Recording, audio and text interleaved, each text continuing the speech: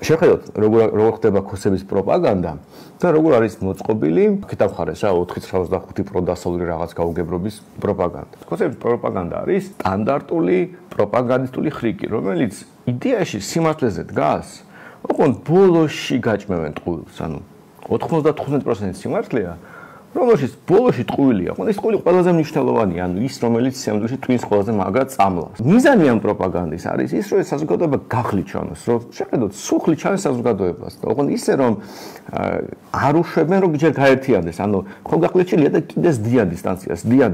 ეხლა ეხებიან საგამოძიებო კომისიის ეს ერთ-ერთი ყველაზე მნიშვნელოვანი და მტკივნეულ საკითხს. ომის საკითხს, რომელთან წავაგეთ ომი და ანუ არავის რაღაცა პოზიტიური ემოციები ამ კუთხით არ აქვს. ხო მტკივნეული საკითხია. საგამოძიებო კომისია არის, რომელიც პრინციპში რომ შეხედო, ბევრი ისეთ რაღაცებზე ლაპარაკობენ, რა ზოგადად ცნობილია, თუნდაც აი ის რა იყო ბიზნესების წართმევა და რაღაც. აი გასაგებია, რომ რაღაცნაირად ბევრი სიმართლეა ნათქვამი. ვითომ რასაც ლაპარაკობენ, იდეაში ბევრი ადამიანი ეთანხმება. თან წულკენი გამოდის და ამბობს, რომ ჩვენო კაცო ჯარისკაცებს არ ვერჩით თუ არა, ეს პრეზიდენტი სააკაშვილი იყო გიჟიო. და მის ამორჩეულს ფაქტობრივად აძლევენ, აი მორიგ ფეკალიები უნდა შეჭამოთ რა.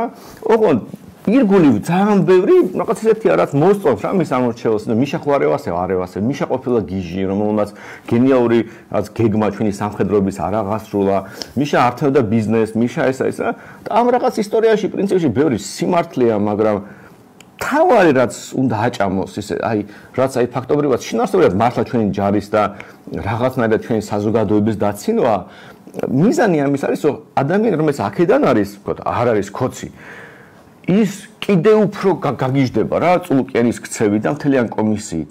ამიტომ და ქართული ენის ამორჩეული ამ პატარა ერთი კოვზი ფეკალიების გამო და მიუხედავად და იმიტომ რომ ბევრი რაღაც სიმართლეა პროსტოდ დადებული ქოცობაზე უარს არ იტყვის და გამოვა რომ ოპოზიციურ ამორჩეულს კიდევ ერთი წამოსაძაღებელი ექნება შენ რა წულკენის კომისია მოგწავსო და მიუხედავად ისე რომ ის ოპოზიციური ამორჩეული ასე ვთქვათ მართალი იქნება და ჯობია ეს კომისია არ შეფნილიყო და ისაც ხდება მართლა საზარელი სანახაობა მაგრამ ყურე დისტანცია ქოცებსა და ნაცებს შორის იზრდება ეს არის მიზანი და ყოველ ჯერზე თავის ამორჩეულს ქოცები აჭმევენ ამ ფეკალიებს, ოღონდ აი რაღაც ბევრი გემრიელობა დადეს რა, აი ასეთი კექსები რაღაცას ნამცხვარი ტორტი, რა ვიცი, ჩახოხბილი, ასე ისე და ფეკალიების ერთი კოვზი რა. მაგრამ ასე ამოწყობილი ნებისმიერ პროპაგანდას. სწორი მეთოდებით იბრძვიან ქოცები, ანუ არ ვიცი ხა კარგი პოლიტექნოლოგები ყავთ, ალბათ ყავთ, ხა ფული არ დააკლებოდა თუ უბრალოდ ბუნებრივად გამოსდით ეს და ასეთი ნიჭი აქვს ბიზნესს, მაგრამ შინაარსობრივად ასე ხდება მთელი ეს პერიოდი, რაც ვაკვირდები, სულ ეგრევე ხდება. დამშვიდა სიტუაცია, ხალხმა დაიწყო ნორმალური ურთიერთობა, რაღაც დაავიწყა წარსული წყენები, რაღაცა უცბად შემოაგდო, ხალხი გააგიშო, ამათთან არ შეიძლება გვერდზე დგომა. ოკეი, არ შეიძლება გვერდზე დგომა, всё, გაიხლიჩა. ეხლა რა არის აკეთხარეს და რა უნდა იყოს სამდვილეში? ხოდა, აკეთხარეს არის ერთდღიანი ისტერიული ნიუსი, რომელიც პროპაგანდა კი არის რაღაც შეიძლება დაარქვა ამას, მაგრამ კლიავ ტყუილზე დგას. ანუ თუ სწორი პროპაგანდა, ეფექტიანი პროპაგანდა ეს არის 99% სიმართლე და 5% ტყუილი.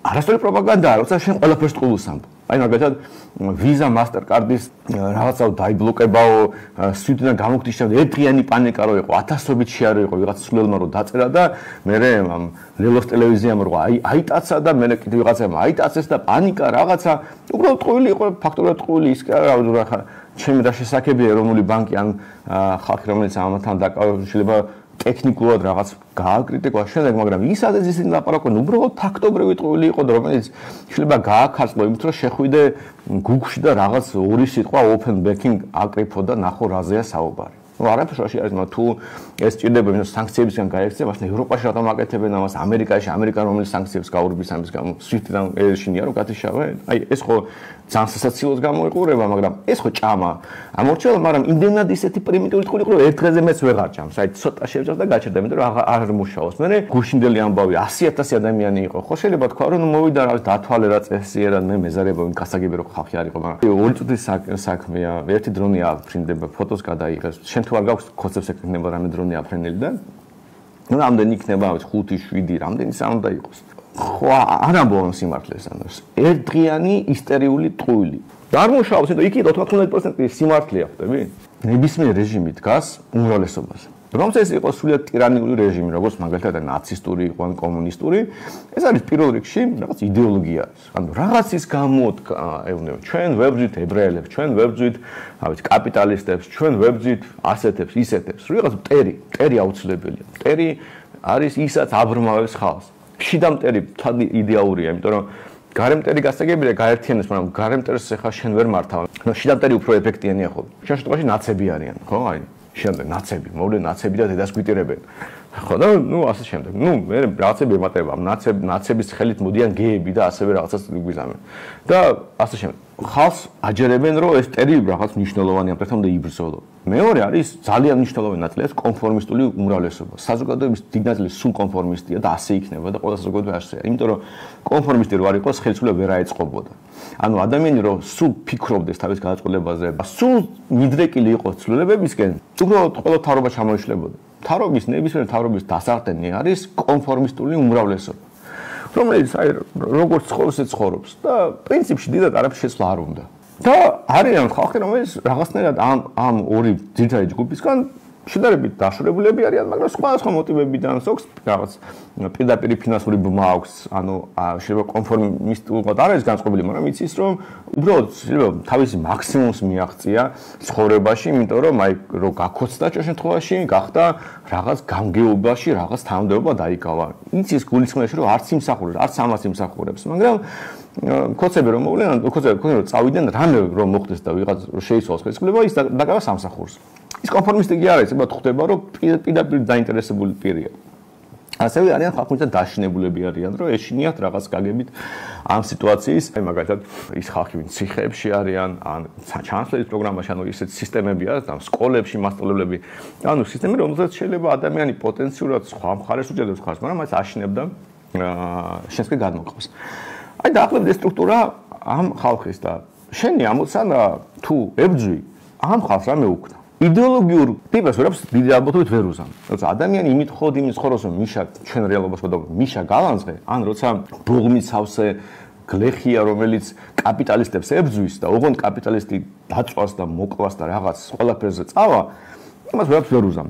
კონფორმისტები და კონფორმისტები არიან. ამის იქეთ არიან ვიღაც სხვა ადამიანები, ხო, ვისაც ეშინია, ვისაც მატერიალური დაინტერესება აქვს და ასე შემდეგ.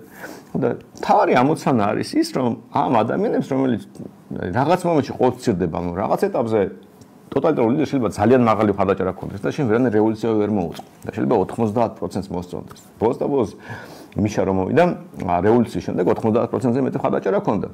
და გასაგებია რომ უნდა შეეგუო რაღაც მომენტში საზოგადოება შეიძლება გადაირია და ვიღაც ბელადს ბრმად მიყვება.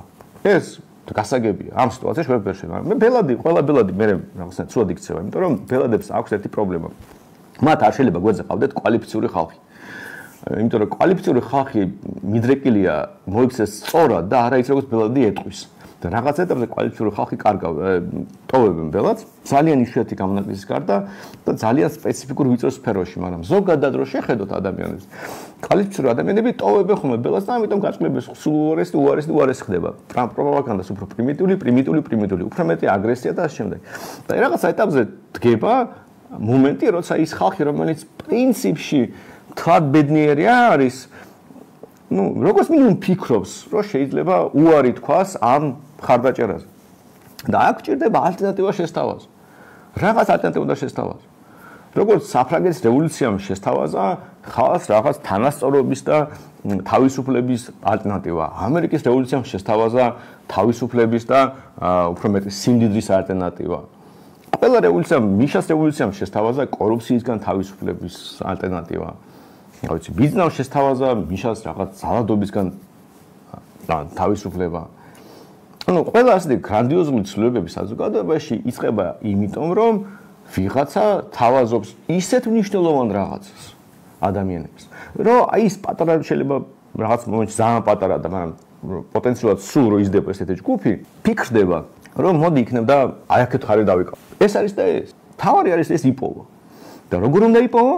უნდა დაიწყო ამაზე დისკუსიები და დებატები. ადრე მაგალითად, იმიტომ რომ ყველა ადეკვატური ადამიანი ხვდებოდა, რომ დისკუსიები მნიშვნელოვანია, როცა წიგნების დაბეჭდვაც კი შეუძლებელი იყო, ასე სამიზდატი რო იყო საბჭოთა კავშირში, ხალხი ხელით წერდა და წიგნებს ავრცელებდა, იმიტომ რომ ყველას ესმოდა, რომ იდეა უნდა გაავრცელო. სულ უნდა ვრცელდებოდეს იდეა, რა არის ალტერნატივა. აი, როგორც საბჭოთა კავშირში ცხოვრები ადამიანებისთვის რაღაც ბუნებრივი ამბავი, რაც ნორმალური ქვეყნისთვის მაღაზია იქნება თუ ნაყინი იქნება თუ მანქანა იქნება თუ ტანსაცმელი იქნება, რომ ბუნებრივი და ნორმალური იყოს საშუალო სტატისტიკური, არ ვიცი, ამერიკელისთვის თუ ფრანგისთვის, ჩვენთვის იყო რაღაც მიუწვდომელი ფუფუნება.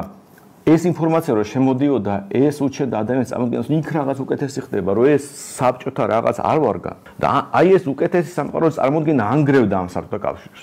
ჩვენ რომ რამდენიმე წელი გველაპარაკო, როგორი უნდა იყოს მაგალითად სასამართლო ჩვენ ქვეყანაში, როგორი უნდა იყოს სოფლის მეურნეობა, როგორი უნდა იყოს მედიცინა, განათლება, ლარის 30 წელი, ამ დებილობის 30 წელიმდის ყველას რო ყველაზე მეტად თუ რამე გადა რუსებს არ გაუძარცვია ჩვენი ქვეყანა დამოუკიდებლობის მიღების შემდეგ ისე როგორც ეროვნულობა გაუძარცვა ჩვენ კიდევ ზეიმობთ თავრობა ზეიმობს რომ საკაიფოდ გძარცვავს 30 წელი მამამდე კიდევ ისე გძარცვავდა კუპონებით მაგრამ ხალხი ხვდებოდა რომ იძარცვებოდა და ეხლა ნაკლებად ხდება და უხარია და 700.000 ხარჯავს ამაში ასეთი სიტუაციაა და არავის არ ულაპარაკია რომ ლარი არის ხალხის ძარცვის ინსტრუმენტი არავის რა ჩვენს იქით ეს რო დისკუსია ყოფილიყო ამაზე რო ყოფილიყო რაღაც და სხვა თემებზე საუბარი ის ქართული ოცნების დღევანდელი ამორჩეულია რომელიც პრინციპში იმიტომ აძლევს რომ უკეთეს ვერაფერს ხმას ქართული ოცნებას ვერაფერს ვერ ხედავს უკეთეს ის ხო დაფიქრდებოდა და იტყოდა რომ ну აი რა ვიცი ასეთი მინდა რა მე ასეთი განათლება მინდა ასეთი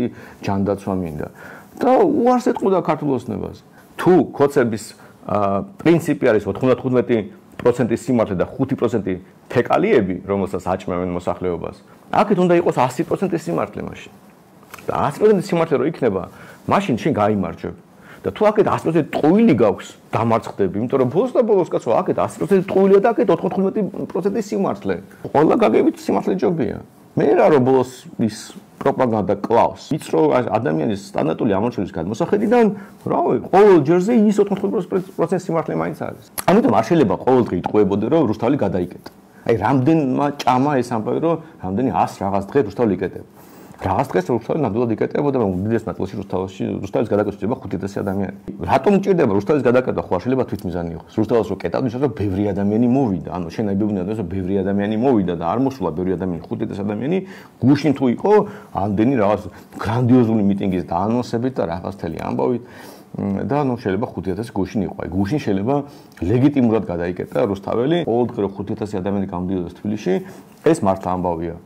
500 აქტივისტი რო გამოდის და კიდე რავი შეიძლება აჰა კიდე ამდენი გამოყვეს სხვა ადამიანი ну რავი ეს რა ნიუსია არაფერი ამაში არის ეს არის პროტესტი ეს არის ეს რაღაც უცნაური ის არის რა თვითდაზიანება და რესურსების ხარჯვა ამ ფსევდო პროდასავლური ოპოზიციის ამორჩევის დიდ ნაწილს ყოველდღე ატყუებენ ღიად დაუმალავად და ამდენი ხანი უნდა გაქაჩოს ამ ამორჩეველმა არ ვიცი მაგრამ თუ ამდენი ხანი ითმენს მე დიდად მისი იმედი არ მაქვს, მაგრამ აი ქართული ოცნების ამორჩეული, რომელიც პრინციპში აი რა ხდება შეიძლება ჩვენამდე ვერ მოვიდა, მაგრამ აი ამას რო შეადარა ქოცევს მისახმა, ну, მისი რაღაც გაგებით მესმის. და ამოცანაა, რომ ამ ხალხს რაღაც გავაგებინოთ რა, რომ უკეთეს საქართველოს ნამდვილად არსებობს, რომ ქართულ ოცნებაზე ბევრად უკეთეს საქართველოს არსებობს. ყველა მიმართულებით უკეთეს საქართველოს არსებობს და აი ეს რაღაც უცნაური ხალხი რომელიც დარბის და სულ ტყუილებით არის დაკავებული, ის არის ქოცების ალტერნატივა.